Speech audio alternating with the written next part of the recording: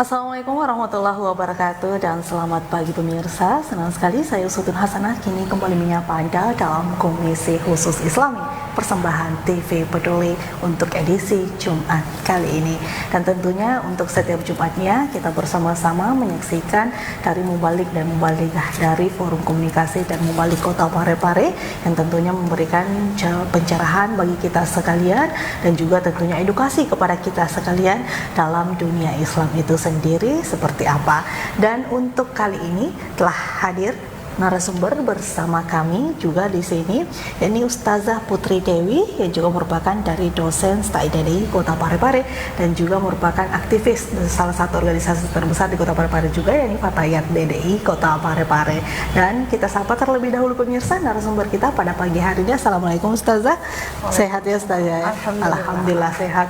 Walaupun mungkin di akhir tahun ini seperti biasa di Indonesia khususnya juga di Kota Parepare, hujan yang mulai dari kemarin hingga saat ini masih terlihat dan cuaca juga masih mendung, namun tentunya tidak menyurutkan semangat kita untuk tetap berbagi edukasi kepada pemirsa di rumah dan juga berbagi Jumat berkah khususnya ini bagi banyak-banyak komunitas dan organisasi yang ada di Kota Parepare tentunya.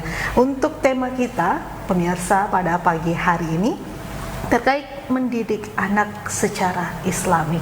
Tentunya ini merupakan PR besar bagi orang tua yang telah menjadi orang tua juga di luar sana, baik pemirsa di rumah, dan juga ini merupakan bisa dikatakan bahwa anak merupakan cerminan dari orang tuanya. Untuk itu kita sebagai orang tua harus mendidik jauh lebih baik lagi bagi anak-anak kita ke depannya. Olehnya itu tema kita pemirsa pada pagi hari ini terkait mendidik anak secara Islami, dan kita persilahkan kepada narasumber kita untuk membahas terkait tema yang kita angkat pada pagi hari ini. Ustazah, silahkan.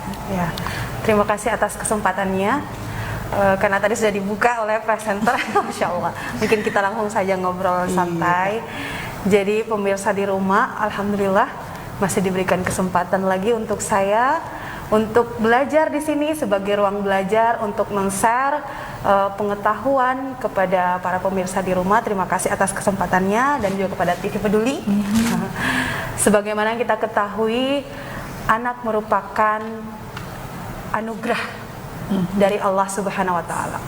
Saya pernah mendengarkan Ustazah Oki memberikan tausiahnya bahwa di dalam Al-Quran itu ada 4 posisi anak sebenarnya. Anak itu sebagai perhiasan dunia, anak itu sebagai ujian juga bagi orang tuanya, anak itu juga sebagai musuh, dan anak itu merupakan penyejuk hati orang tuanya. Jadi pemirsa di rumah, kita berangkat dari landasan, karena kita ini adalah negara Pancasila, berkedaulatan rakyat ya, Republik Indonesia. Kita berlandas pada landasan normatif, di mana Allah Subhanahu wa taala berfirman dalam sepenggal ayat surat At-Tahrim yang ku anfusakum, bismillahirrahmanirrahim, ku anfusakum ahlikum nar. Jagalah dirimu dan keluargamu dari panasnya api neraka. Kemudian an Abi Hurairah radhiyallahu anhu qala Rasulullah sallallahu alaihi wasallam, ini hadis yang sangat populer, yaitu kullu mauludin ya yuladu ala millati fa abuwahu fa yuhawidanihi au yunassiranihi au yusarrikani. Ya, setiap anak yang dilahirkan itu semua dalam keadaan suci bersih, fitrah. Orang tuanya lah yang menjadikannya itu apakah seorang Yahudi, Nasrani maupun seorang musyrikin, seperti itu. Yang banyak kita dengarkan selalu, bahkan kita gaung-gaungkan, itu teori John Locke ya, dari barat itu, bahwa teori tabula rasa mungkin sering didengar ya.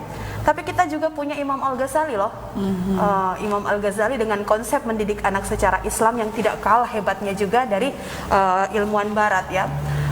Dimana Imam Al-Ghazali ini memiliki konsep mendidik anak yang bersifat holistik, mencakup aspek sosialnya, moral anak, akhlak anak, fisik, bahkan juga dibahas tuntas oleh Imam Al-Ghazali. Kemudian landasan setelah landasan normatif, kita punya landasan yuridis dari Undang-Undang Dasar nomor 20 tahun 2003 pasal 28 ayat 1 dan 2 itu sudah jelas tentang pendidikan nasional, di mana ayat 1 berbunyi bahwa pendidikan pendidikan anak ini usia dini ini dilakukan sebelum anak itu masuk pada jenjang sekolah dasar. Kemudian pasal 2 mengatakan bahwa pendidikan anak usia dini ini bisa bersifat formal, non formal maupun informal. Jadi dari landasan yuridis dan normatif di sini yang berasal dari Al-Qur'an dan hadis serta Undang-Undang Dasar Negara Republik Indonesia, berarti tanggung jawab yang sangat besar terhadap orang tua ini untuk mendidik anaknya sejak dini. Sejak dini. Jadi mungkin hanya itu gambarannya yang bisa saya sampaikan. Kemudian dari konsep pendidikan anak secara Islami dari Imam Al-Ghazali ini, saya memiliki tahapan-tahapan untuk memudahkan para orang tua di rumah mendidik anak secara Islami, terutama di saat ini adalah era digital. Kalau bisa dikatakan inilah era yang mungkin pernah Rasulullah bersabda bahwa ini adalah zaman yang rusak, ya. Namun apabila kita sebagai orang tua masih berpegang teguh pada agama dan menghidupkan sunnah Rasulullah SAW, sebagaimana sabda Rasulullah SAW, barang siapa yang menghidupkan sunnah Rasulullah di tengah rusaknya zaman ini, maka dia akan mendapatkan pahala mati syahid. Seperti itu. Jadi bagaimana orang tua ini tidak terkesan dengan era yang ada, tetap teguh pada pendirian yaitu agama, sebagaimana para sahabat dan sahabiah di zaman Rasulullah SAW, mereka itu telah sukses dan terbukti, sejarah telah membuktikan bahwa mereka telah sukses mendidik anak. Padahal di zaman yang telah lampau itu tidak ada sama sekali fasilitas yang modern yang menunjang kehidupan mereka, tapi mereka mampu mencetak dari rumah-rumah mereka seorang hafiz-hafiz Quran, hafiz-hafizah, alim-alimah, murabbi-murabbiyah, padahal jauh dari kata digital. Sementara sekarang ini apapun yang kita akses itu gampang sekali kita akses, apapun yang kita mau gampang sekali kita dapatkan, tapi tidak seiring dan sejalan dengan perkembangan akhlak dan moral bagi anak-anak kita. Seperti itu. Benar sekali ya, Ustazah, bahwa memang di era digitalisasi ini banyak yang mengatakan bahwa era ini merupakan yang mana gadget menjadi teman dan bahkan pengganti orang tua. Itu hal terjadi, dan mungkin bagi pemirsa di rumah sudah tidak asing lagi juga melihat hal tersebut. Namun ini juga merupakan salah satu tuntutan zaman yang memang harus kita laksanakan dan memang harus kita berikan juga kepada anak-anak kita. Jangan sampai hal tersebut juga menjadikan anak kita bisa dikatakan dalam tanda kutip itu gaptek ya Ustazah ya. Tapi tentu sebagai orang tua kita harus memberikan pengawasan dan juga memberikan batasan dalam penggunaannya, sehingga nantinya gadget itu tidak menjadi teman ataupun orang tua pengganti, tetapi justru hanya sebagai pilihan ketika ingin mendapatkan ilmu-ilmu ataupun ingin belajar lagi terkait teknologi itu sendiri. Dan pemirsa jangan kemana-mana, setelah ini kami masih akan kembali.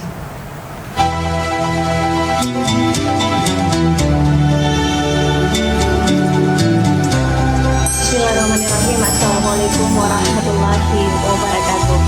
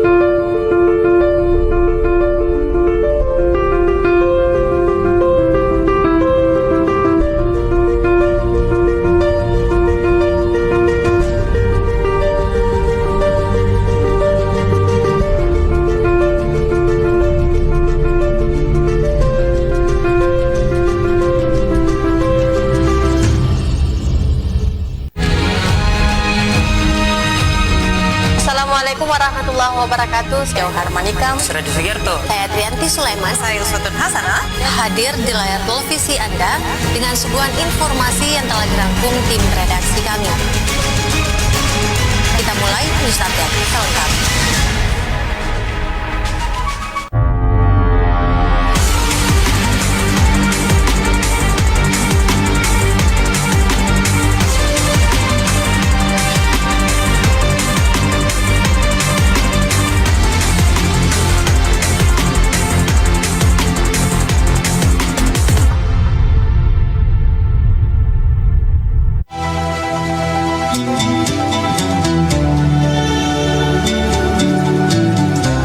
Bismillahirrahmanirrahim. Assalamualaikum warahmatullahi wabarakatuh.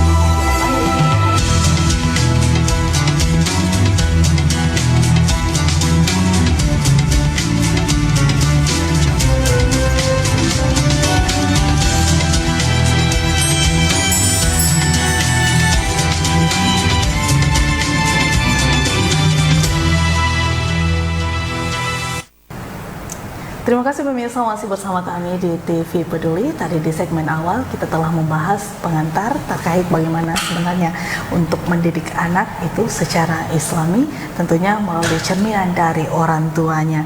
Nah, ini terkait juga tentunya mengajarkan anak-anak sejak dini, mungkin saat usia masih bisa dikatakan golden age ataupun umur yang tentunya masih bayi, masih kecil seperti itu. Tentu orang tua menjadi cerminan dari anaknya itu sendiri. Apakah di bidang ibadah ataupun berperilaku, akhlak mulia, perkataan tutur kata, semua tentu tercerminkan dari sikap orang tua ke anaknya. Begitu ya Ustazah ya?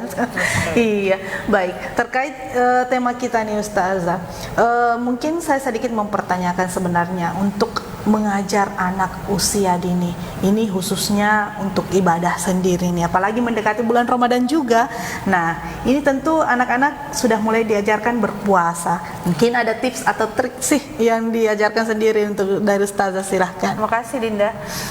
Begini ya, mendidik anak ini tidak semudah membalikkan telapak tangan sebenarnya. Kalau kita ingin menjadikan anak kita sebagai anak yang soleh-soleh, itu harusnya kita mendidiknya 25 tahun sebelum anak kita lahir. Pernah kan mendengarnya seperti itu? Artinya, ibarat kita menanam sebuah tanaman, itu analoginya bagaikan kita mendidik anak.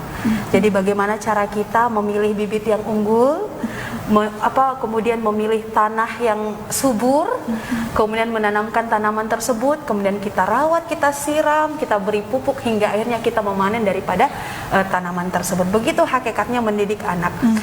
Sebelum anak itu lahir, sejauh hari, bahkan Rasul bersabda bahwa 25 tahun sebelum anak itu lahir, kita sudah mempersiapkan segalanya. Artinya ada tahap-tahap yang hari ini juga tulisan saya keluar di Parepos, bahwa yang saya ambil dari Imam Al-Ghazali tapi dijabarkan seperti itu, dan ini sudah lama didakwahkan oleh teman-teman saya di kalangan Masturah ya, dimana tahap-tahap mendidik anak ini yang pertama itu ada namanya tarbiyatul wiladah, tarbiyatul walimah. Artinya walimah artinya di sini pemirsa di rumah, bagaimana kita mencontoh Rasulullah SAW dalam hal yang diperintahkan oleh Allah dalam hal memilih jodoh untuk anak-anak kita. Yaitu bagaimana kita melihat memilihkan jodoh anak-anak kita, jodoh yang soleh-soleha. Karena dengan hal itu maka akan menghasilkan juga bibit yang unggul seperti itu, selayaknya tanaman kan. Kemudian menikahkan anak kita secara Islami. Setelah itu para orang tua ataukah yang mempersiapkan pernikahan ini harusnya mengetahui ilmu daripada tarbiyatul walimah tersebut. Artinya ilmu apa yang harus mereka pelajari, yaitu ilmu bagaimana mencari jodoh, bagaimana pada saat dipersunting, bagaimana setelah itu apa yang dilakukan, kemudian pada saat itu bagaimana adab-adab terhadap suami, kemudian itu semua mempengaruhi anak yang akan kita lahirkan kelak, seperti itu.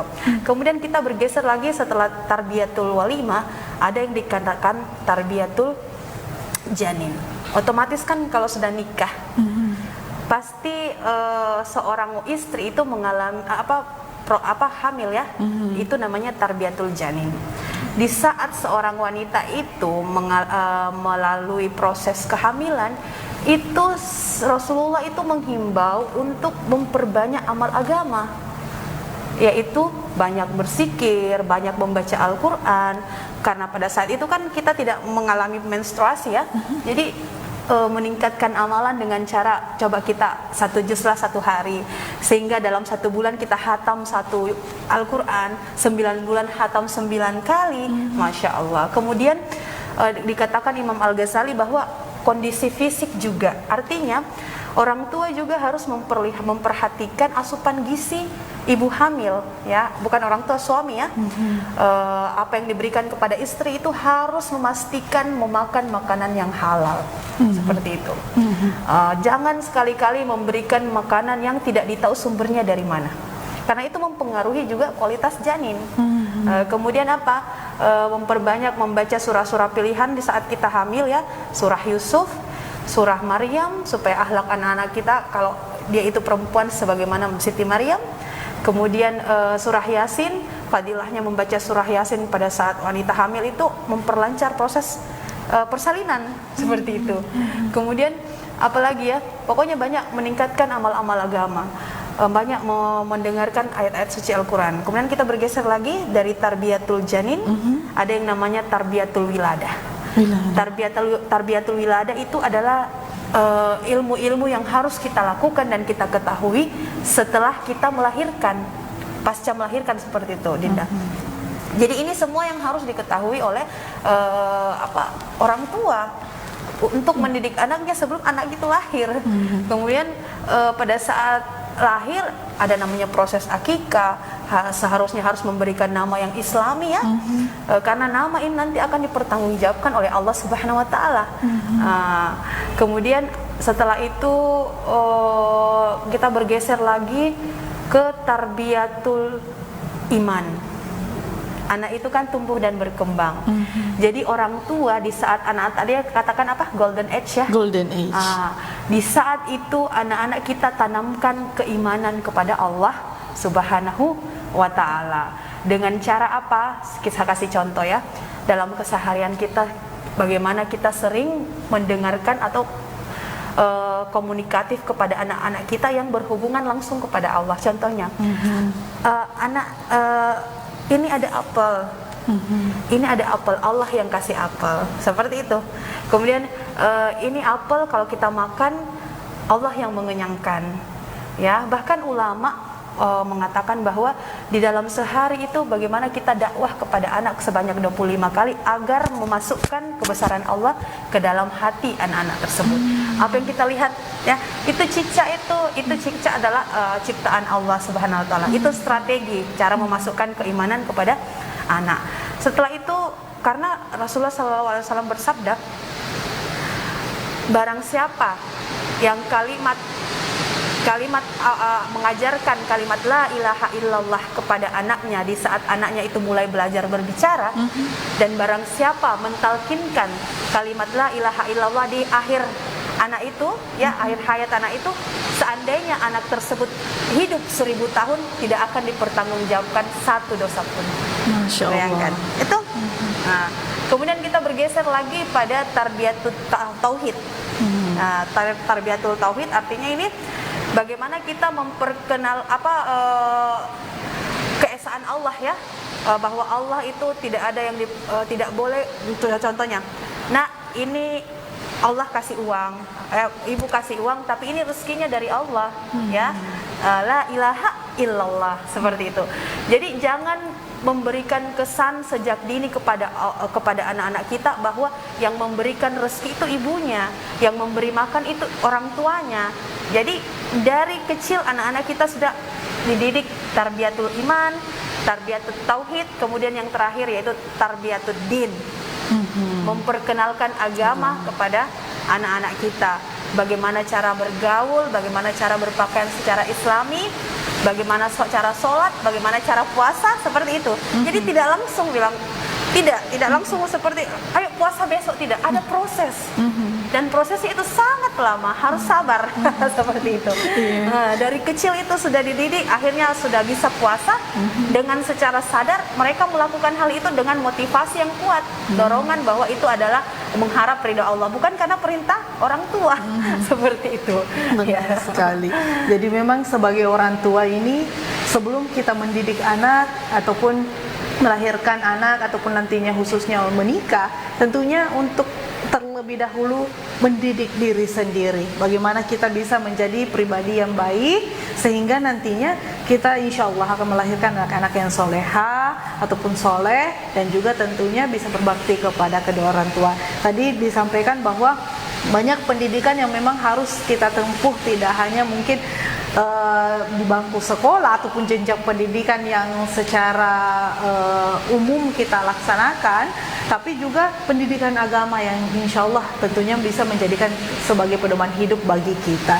Inilah kenapa mungkin kemudian banyak sekarang anak-anak yang alhamdulillah sadar akan bahwa nyantri itu penting ya Ustazah ya. Menjadi seorang santri dan mungkin sekolah di pesantren salah satu pilihan ketika ingin menjadi seorang yang lebih baik lagi. Dan juga ini juga sudah banyak saya lihat sekolah-sekolah di Kota Parepare khususnya SDIT, Sekolah Islam Terpadu, alhamdulillah, sehingga mengajarkan anak-anak sejak usia dini insya Allah cinta kepada orang tua dan juga cinta kepada Al-Quran. Bahkan banyak yang menjadi seorang hafizah insya Allah di Kota Parepare ini sendiri ya Ustazah. Tadi juga dijelaskan pemirsa bahwa memang untuk mengajarkan anak-anak kita terkait agama itu seperti apa, Allah itu sebagai pencipta seperti apa, juga tentunya butuh kesabaran dan ketelatenan, khususnya konsisten sebagai orang tua ini tentunya. Dan ini masih banyak tips dan juga edukasi yang akan kami sampaikan pemirsa. Jangan kemana-mana, setelah ini kami masih akan kembali.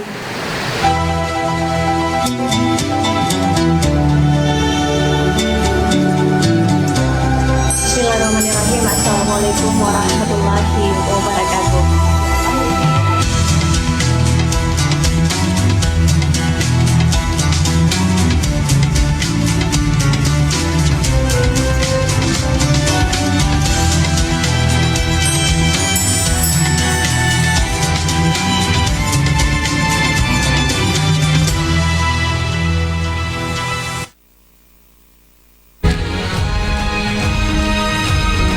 Assalamualaikum warahmatullahi wabarakatuh. Saya Harmanikam. Suradi Sugierto. Saya Trianti Sulaiman. Saya Uswatun Hasanah.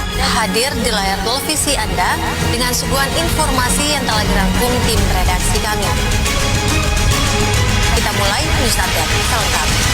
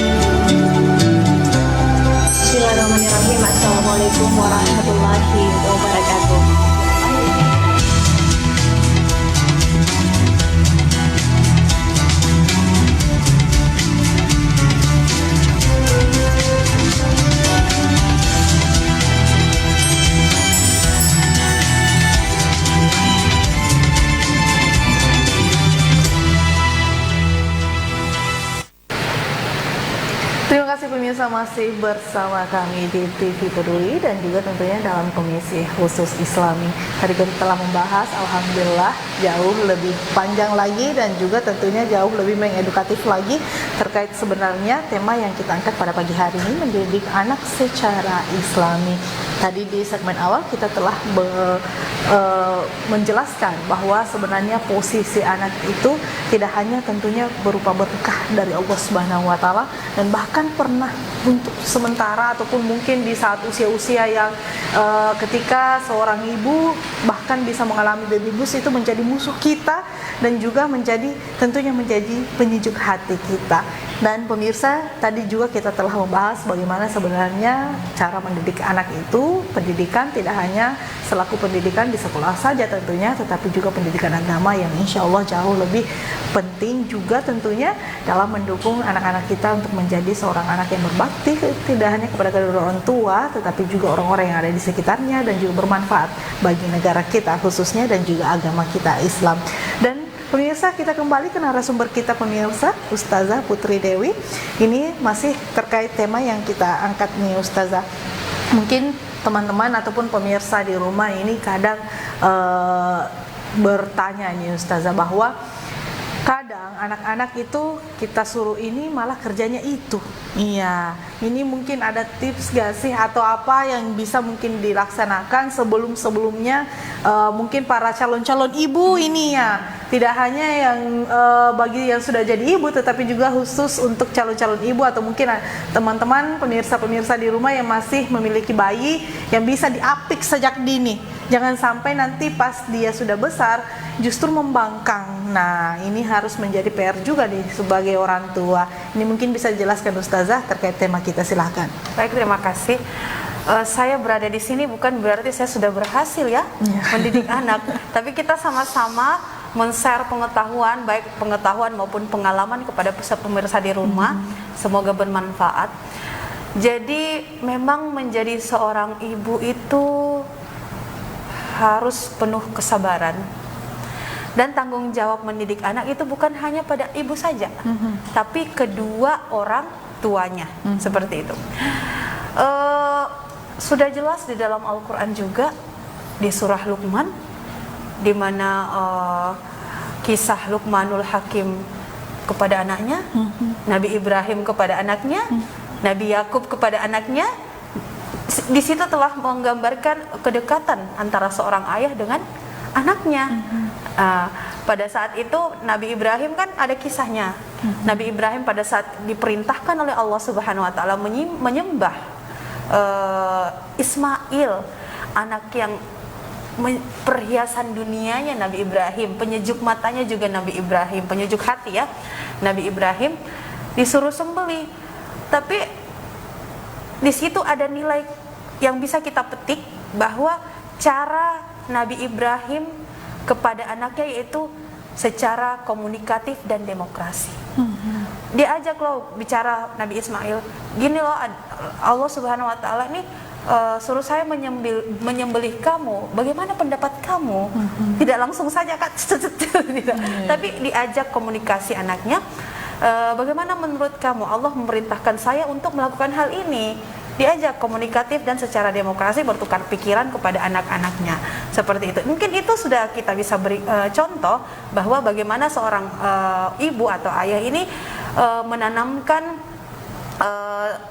nilai-nilai demokrasi dan selalu komunikatif kepada anaknya. Kalau memerintahkan sesuatu kepada anaknya, kemudian anaknya ini melakukan hal yang lain, tentu ada sebab, ya, tentu ada sebab. Kita tanya, kenapa bisa disuruh ini malah melakukan hal ini? Kita dengar dulu anak itu. Ini juga tips yang saya sering dengar dari Ustazah Oki ya. Mengapa? Nanti mereka memberikan pendapat, kemudian kita meluruskan hal itu.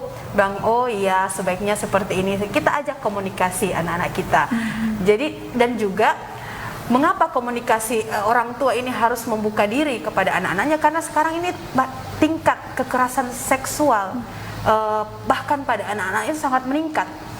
Mengapa hal itu terjadi? Harusnya ada sebelumnya terjadi itu ada tindakan preventif ya, pencegahan. Pencegahannya dengan cara apa? Orang tua harus membuka diri kepada anaknya, menganggap anak itu adalah teman dia, sehingga anak ini tidak tertutup pada orang tuanya, sehingga apabila terjadi penyimpangan yang tidak sesuai dengan norma-norma, anaknya ini langsung segera menginformasikan kepada orang tuanya. Nah, ini salah satu penyebab mengapa nanti sudah anak-anak ini sudah hancur baru ketahuan di belakang. Karena apa? Tidak mau membuka diri kepada anaknya, karena orang tua juga menutup diri kepada anaknya. Yang ya itulah mungkin ada pengaruh digitalisasi mungkin ya. Jadi marilah kita sebagai ayah dan ibu tanggung jawab kepada anak ini bukan hanya di pihak ibu saja. Ya, meskipun kita tahu fakta yang terjadi, ayah ini banyak di luar rumah. Tapi bagaimana saat ayah di dalam rumah ini atau pulang melakukan quality time untuk anak-anaknya, mungkin dengan cara bukan healing ke sana kemari ya, tapi kita menghidupkan suasana agama di dalam rumah, duduk bersama anak-anak, sederhana saja. Yang penting ada kebersamaan, kita bacakan kisah Rasulullah, kisah sahabat, kisah sahabiah, bagaimana ini rumah ini hidup suasana agama. Hanya dengan cara itu kita mampu memperkuat keimanan dan ketakwaan anak-anak kita, karena tidak ada lain dan tidak ada bukan untuk menghadapi era digital ini, memperkuat iman dari dalam. Meskipun kita melarang anak kita tidak boleh ini tidak boleh, ini lihat itu tidak boleh, di ini tidak boleh lihat konten, saya rasa itu bukan hal yang tepat. Hal yang tepat itu sadar diri sendiri anak-anak itu bahwa ini memang adalah larangan dari Allah. Allah melihat kita, apa yang kita lakukan hal buruk itu kita akan pertanggungjawabkan di akhirat. Ini yang pasti kita tanamkan dalam hati anak-anak kita. Jadi di samping itu orang tua jangan meninggalkan berdoa kepada anak-anaknya, karena takdir bisa dirubah dengan doa. Seperti itu. Bahkan kalau bisa ini seorang ibu ini puasa niatkan untuk kebaikan anaknya, sholat sunnahkan untuk kebaikan anaknya. Karena banyak yang terjadi ya, ini banyak yang terjadi seperti ini ya di lapangan. Mereka memasukkan anak mereka ke pesantren dan mereka merasa sudah tenang jiwanya. Mereka merasa sudah lepas tanggung jawabnya kepada anaknya untuk menanamkan nilai-nilai agama. Sebenarnya tidak seperti itu konsepnya. Ya, para ulama ini menghimbau kepada kita kan Nabi sudah meninggal ya, sudah tidak ada Nabi selain Rasulullah. Siapa yang kita pegang teguh itu ulama. Ya, ulama ini menghimbau kepada kita, seorang ibu dan ayah ini memperkuat amalan juga di rumah pada saat anaknya di pondok pesantren. Bukan bahwa anaknya sudah masuk di pesantren sudah aman, dia orang tuanya bebas kesana kemari, sudah lepas tangan seperti itu.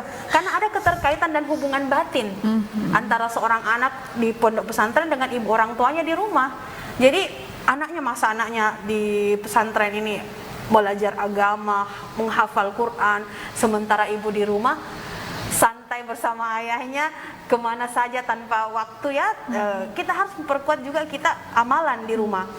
Memang bisa sih hiburan, tapi jangan berlebih-lebihan, karena ada anak kita di pondok pesantren yang butuh transferan energi spiritual energi spiritual untuk diberikan kepada anaknya, karena akan terhubung itu kata para ulama. Seperti itu. Kalau kita mau lihat anak kita berhasil agamanya di pondok, rajin ibadah, rajin belajar, orang tua juga harus di rumah ini mengendalikan dirinya.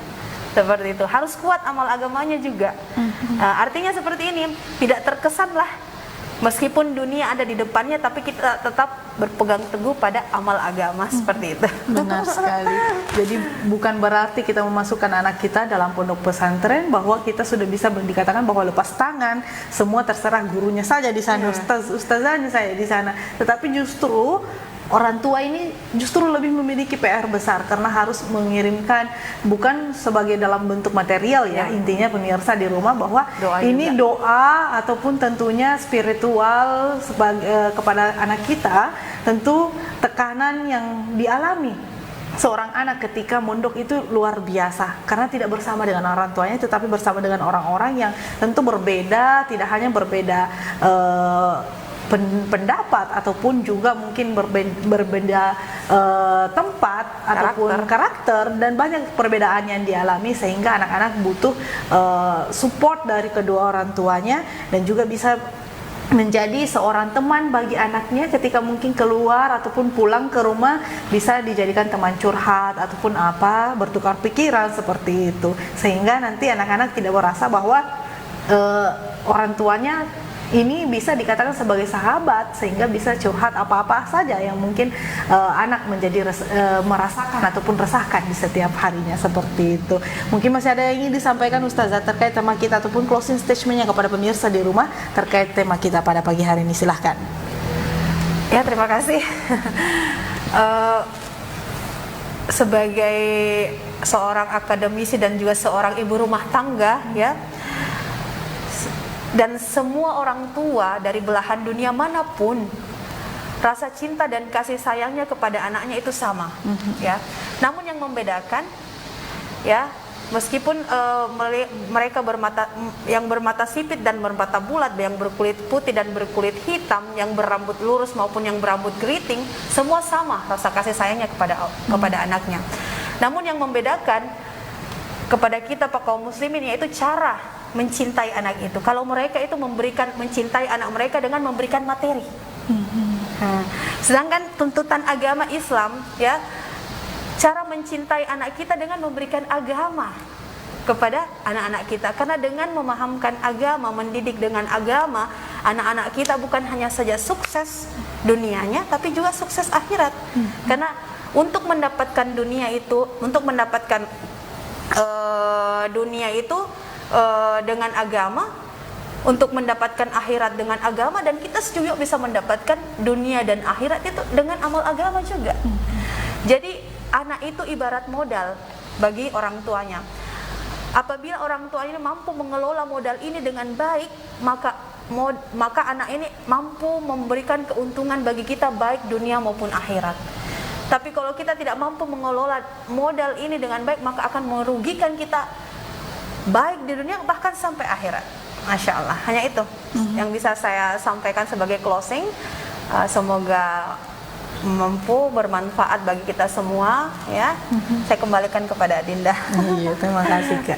Baik pemirsa di rumah, itulah tadi hal yang disampaikan ataupun tips-tips dan trik-trik tentunya bagi pemirsa di rumah dalam mendidik anak secara Islami. Tentunya ini merupakan ajang sharing untuk kita semua bersama-sama, edukasi untuk kita semua bersama-sama untuk menjadi tentunya sebagai seorang perempuan dan juga sebagai seorang ibu, menjadi ibu yang baik untuk anak-anak kita ke depan, ataupun menjadi orang tua yang baik untuk anak-anak kita ke depannya, insya Allah. Semoga apa yang kita sampaikan tentunya bernilai ibadah dari sisi Allah Subhanahu wa Ta'ala. Amin ya Rabbal Alamin. Dan pemirsa, demikianlah Komisi Khusus Islami untuk edisi Jumat kali ini. Saya Usutun Hasanah mewakili seluruh kru yang bertugas mengucapkan terima kasih atas kedatangan dan juga kehadirannya Ustazah bersama kami di sini dengan edukasi yang luar biasa, dan juga terima kasih atas perhatian Anda pemirsa di rumah. Wassalamualaikum warahmatullahi wabarakatuh.